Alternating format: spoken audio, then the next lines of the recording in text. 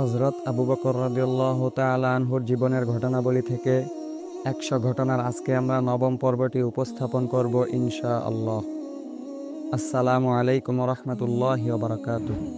সম্মানিত প্রিয় দর্শক, আমি মোহাম্মদ নাজমুল ইসলাম। আপনারা দেখছেন দিনের দাস্তান।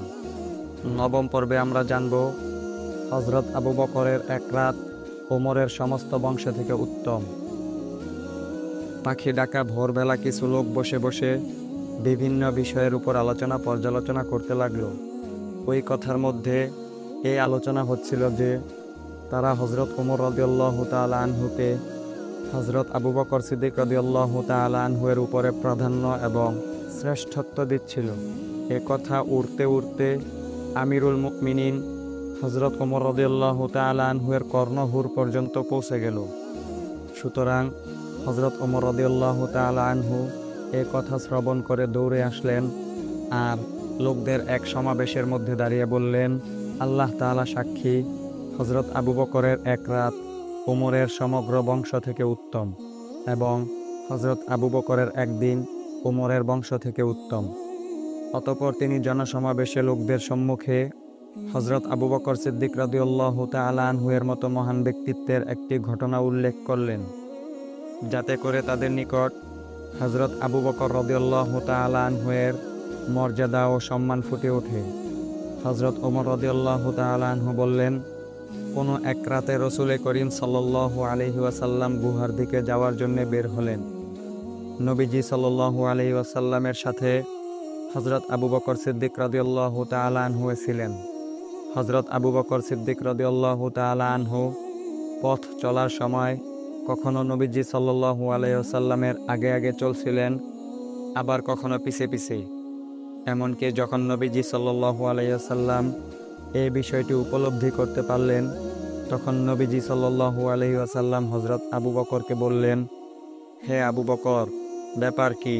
তুমি কখনো কখনো আমার আগে আগে চলছো, আবার কখনো কখনো আমার সম্মুখে চলছো। হযরত আবু বকর সিদ্দিক রাদিয়াল্লাহু তাআলা আনহু চিন্তিত উৎকণ্ঠিত কণ্ঠে উত্তর দিলেন, হে আল্লাহর রাসূল, আমি কখনো আপনার পিছে পিছে চলছি যাতে করে দেখব যে কেউ আপনাকে তালাশ করছে কিনা, এবং কখনো আপনার আগে আগে চলছি যাতে করে দেখব যে কেউ গোপনে ঘাঁটিতে বসে আপনার অপেক্ষা করছে কিনা।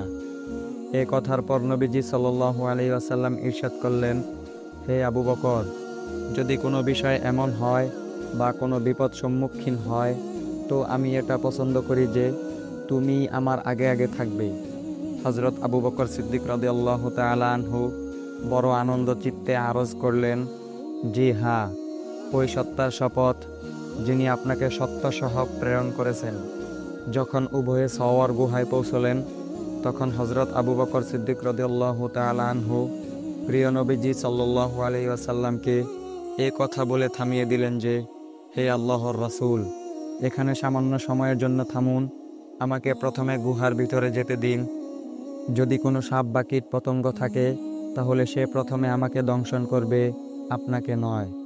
হযরত আবু বকর সিদ্দিক রাদিয়াল্লাহু তাআলা আনহু গুহাতে প্রবেশ করলেন এবং নিজ হাত দ্বারা গুহার ভিতরে ছিদ্র তালাশ করতে লাগলেন এবং প্রতিটি ছিদ্র কাপড় দ্বারা বন্ধ করে দিলেন।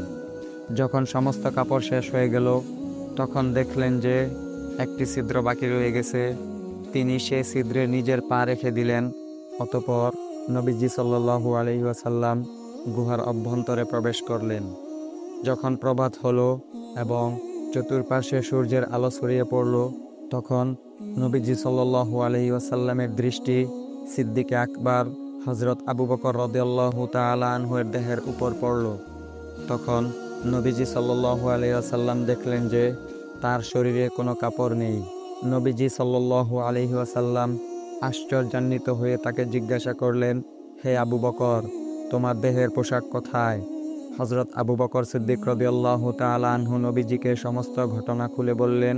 তখন নবীজি সাল্লাল্লাহু আলাইহি ওয়াসাল্লাম স্বীয় হস্ত মুবারক আকাশের দিকে উঠালেন এবং এ দোয়া করলেন, হে আল্লাহ, কিয়ামতের দিবসে আবু বকরকে আমার সাথে আমার মর্যাদা দান করো। আল্লাহ তাআলা ওহী নাজিল করলেন, আল্লাহ তাআলা আপনার উপর দোয়া কবুল করে নিয়েছেন। এরপর হযরত ওমর রাদিয়াল্লাহু তাআলা আনহু বললেন, ওই সত্তার শপথ যার আয়াতে আমার প্রাণ হযরত আবু বকরের ওই একটি রাত আমার সমগ্র বংশ থেকে উত্তম।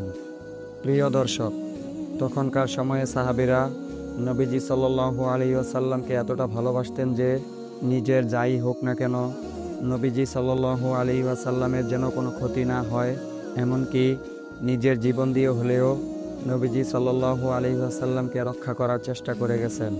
আর বর্তমান সময়ে আমরা সেই নবীকে, যিনি খতামুন নাবিয়িন, সাইয়্যিদুল মুরসালিন, নবীদের নবী, নবীদের সর্দার, তাকেও কটূক্তি ও গালি দিতে দ্বিধাবোধ করি না।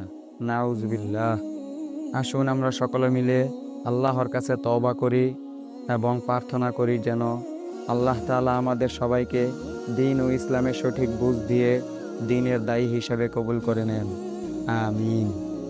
সম্মানিত প্রিয় দর্শক, আপনাদের সমর্থন ও ভালোবাসা পাওয়ার প্রত্যাশায় আজকের এই পর্বটি শেষ করলাম। দেখা হবে পরবর্তী ভিডিওতে। সে পর্যন্ত ভালো থাকবেন, সুস্থ থাকবেন এবং নিরাপদে থাকবেন।